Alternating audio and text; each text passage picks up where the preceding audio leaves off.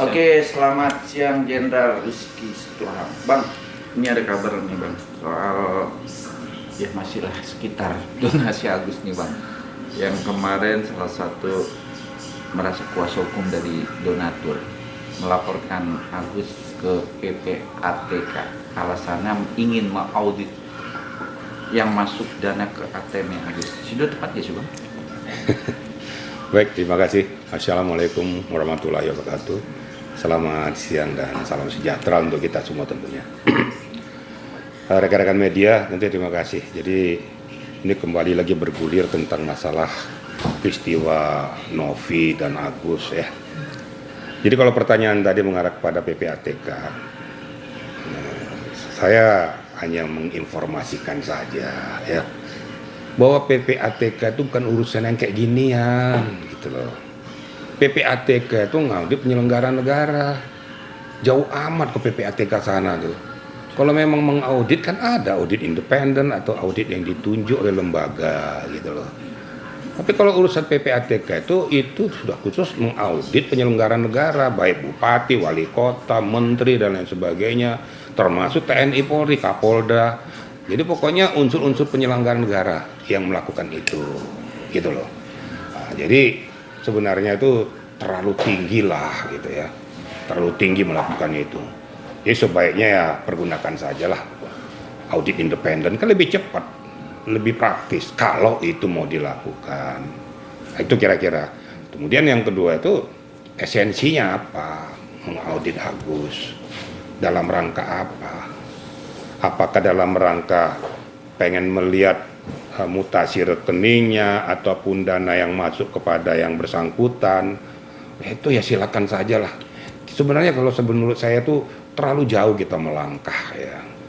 Udahlah, yang di depan kepala kita aja belum kita selesaikan, kok melangkahnya kok melebar kemana-mana gitu loh.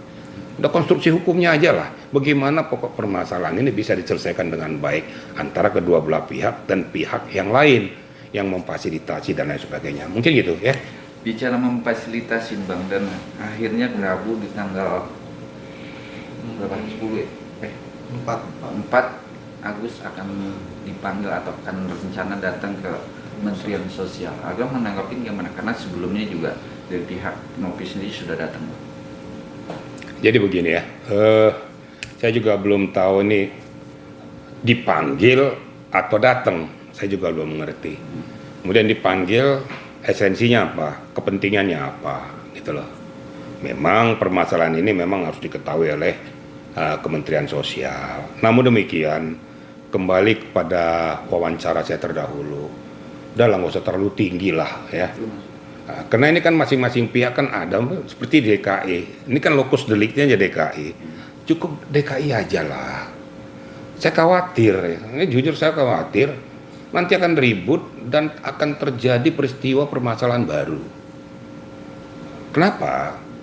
Ini Agus kan bukan hanya sosok satu manusia yang mengalami peristiwa seperti ini. Tuh. Masih banyak yang lebih buta dari dia, ya, masih banyak yang lebih cacat dari dia, yang membutuhkan pertolongan daripada orang lain. Nah sekarang kalau dia terima Kemensos kayak gitu, kemudian ada langkah-langkah tuh nanti datang nanti berbondong-bondong ke Kemensos, kami gimana nih? Emangnya kami bukan warga negara Indonesia juga? Perhatikan kami dong. Nah, rasain loh. Nah, itu yang harus dipikirkan, harus dipertimbangkan. Namun itu kan sudah memang seperti itu, silakan lah. Tapi saya yang menyarankan hati-hati. Itu kembali. Hati-hati menyelesaikan simpul kemacetan yang terjadi sendiri. Nah, syukur-syukur bahwa simpul kemacetan utama yang paling utama, ya, yang harus diselesaikan sehingga ini tidak bias kemana-mana. Kira-kira begitu ya. Jenderal, tapi bicara soal yang kemarin Fikram melaporkan Agus ke PPATK gitu, mungkin ini kan kasusnya malah makin jadi melebar kemana-mana dan mungkin bisa dikategorikan kenapa harus Agus yang dilaporkan ke PPATK ini?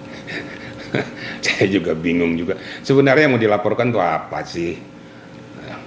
Kalau saya berpikir yang jernih, udahlah nggak usah terlalu jauh melangkah, itu selesaikan aja pokok masalahnya ini. Nanti PPATK nanti di mana tempatnya, di mana ini, terus dilaporkan lagi ke ini untuk mengaudit. Akhirnya pokok permasalahan jadi bias, nggak jelas. Ini tolong sama-sama kita perhatikan. Saya mohon juga kepada pemerhati hukum, kepada lawyers, pengacara siapapun, ayo sama-sama kalau kita memang mempunyai ilmu tentang hukum, fokuskan saja kepada inti masalah. Biar selesai. Ngapain harus melebar kemana-mana? Yang paling ironisnya lagi, ada yang mengandalkan kekayaan, ada yang mengandalkan kekuasaan, mengandalkan kehebatan. Loh, kita bicara kehebatan, bicara kekayaan, atau bicara masalah Agus? Jadi lucu, jadinya berkemana-mana, jadi nggak benar. Saya minta juga kepada media juga, tolong dieliminir lah gitu. Kalau sudah lari daripada konteksnya itu supaya dipersempit. Marilah sama-sama kita berpikir jernih. Selesaikan pokok permasalahannya. Agus bisa menerima itu dengan baik, Novi juga jangan dikebiri seperti itu, Denny Sumargo juga sudah melakukan tugasnya dengan baik, semua selesai. Hanya itu aja ya. Ironis ini si Jenderal maksudnya dari kedua belah kubu ini saling lempar kekayaan, terus ya saling menantang gitu satu sama lain. Sekarang kita mau berbicara tentang konteks atau bicara kekayaan. Kadang-kadang saya ketawa gitu ya. Ingat baik-baik ya. Kita lahir ke dunia dengan selembar benang, yaitu dalam naungan popok dan selimut. Dan kita pergi juga dari dunia ini dengan dalam keadaan telanjang juga. Jadi tidak ada yang kita bawa. Kita bawa ya harta kita, ya tubuh kita, jasad kita pada saat kita dipanggil kuasa. Datang ke dunia juga dengan seperti itu. Tanpa dibungkus lembar benang pun. Kenapa sih kita harus sombong? Emangnya kalau sudah kita mati nanti itu kita bawa itu harta kekayaan ratusan triliun itu? Enggak juga. Tetap aja kita 2 kali 3 meter. Nggak ada yang kita bawa, makanya gak usah sombong lah ya. Bersyukur kamu diberikan talenta oleh yang maha kuasa, tapi bukan kau sombongkan kepada orang lain kau punya harta, punya kekayaan, punya ini. Orang bukan bangga dengar kamu, tapi orang akan menilai kamu tuh terlalu sombong, kamu menunjukkan kekayaanmu.